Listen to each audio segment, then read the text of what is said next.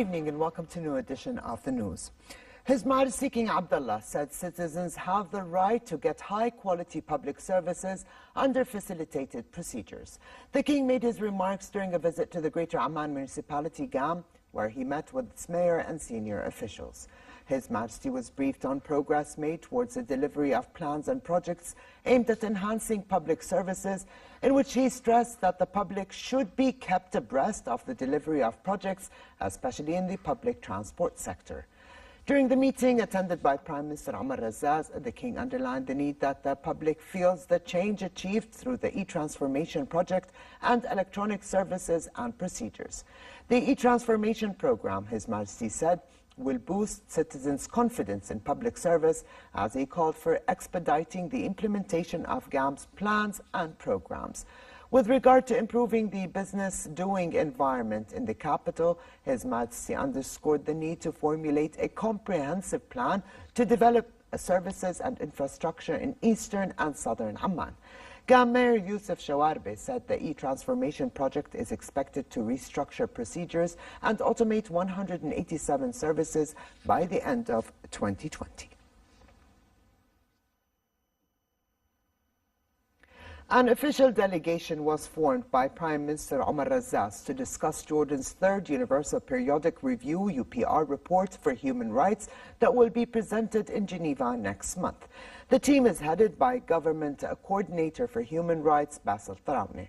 Minister of State for Media Affairs Government spokesperson Jumana Ghnimat said the team will look into Jordan's UPR ahead of the Human Rights Council on the 8th of November.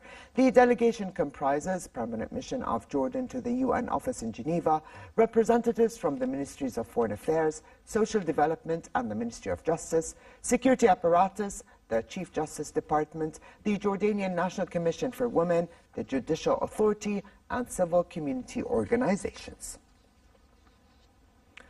Meanwhile, Senate President Faisal Faiz received a copy of the 2017 annual report on the human rights situation from the President of the National Center for Human Rights, Mohammed Adnan al-Bakhit. Faiz stressed the Senate's support to the Center, noting that he will present the report to the relevant committees to examine its recommendations and take the necessary legislative action. Israeli forces closed a number of Palestinian roads in Salfit district in the occupied West Bank following a shooting incident outside an illegal Israeli settlement.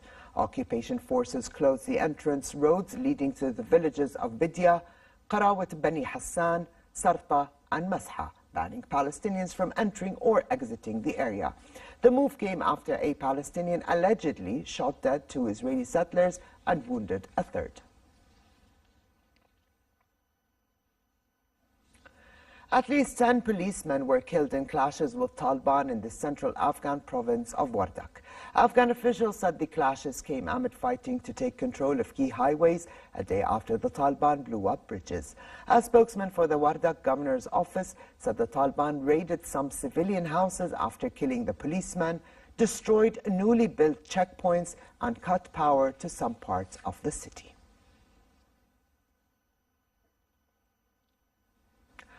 "42 teams of Castillers gathered in Spain's northeastern city of Tarragona in Catalonia to compete in the city's human tower building competition.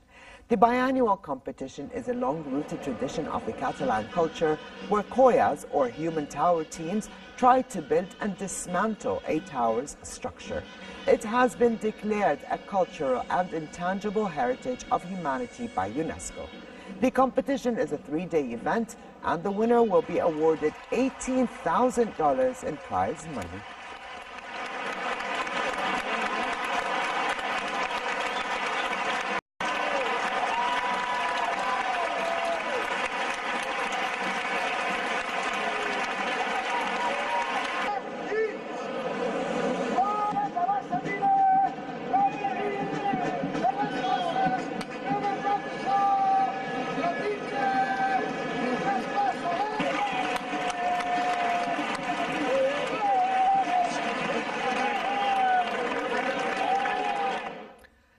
To sports, we begin with tennis and the China Open final. Nicolas Basilashvili stunned Juan Martin del Potro in 2 sets to claim his second trophy of the season. The unseeded Georgian broke the top seed serve in the third game with a series of powerful shots from the baseline before taking the opening set. Despite losing 6-4, 6-4 and missing out on a third title of the year, Del Potro of Argentina qualified for next month's season-ending ATP finals in London, joining Rafa Nadal, Novak Djokovic and Roger Federer. The Olympic champion of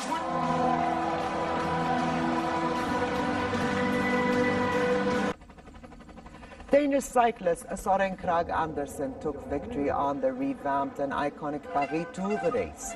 Andersen broke clear of fellow cyclist Nikita Prestra and Frenchman Benoit Conhevroy with 11 kilometers to get to secure an ultimately comfortable victory by 25 seconds. This year's Paris Tour revised route included 9 sections of gravel roads.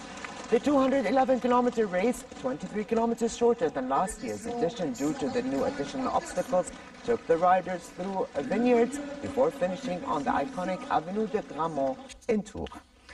And finally, for a quick look at the weather, moderate conditions are expected tomorrow as temperatures slightly drop, though it remains relatively hot in the Dead Sea, the Jordan Valley and the Gulf of Aqaba. Winds will be northwesterly moderate to brisk, stirring dust at times. Amman can expect a high of 26 degrees Celsius and a low of 14. In the Gulf of Aqaba, hot conditions prevail with daytime temperatures at 34 degrees, dropping down to 22 at night. And with this, we come to the end of this edition of the news. I'm Alia Tuqan. Thank you for joining us and have a good night.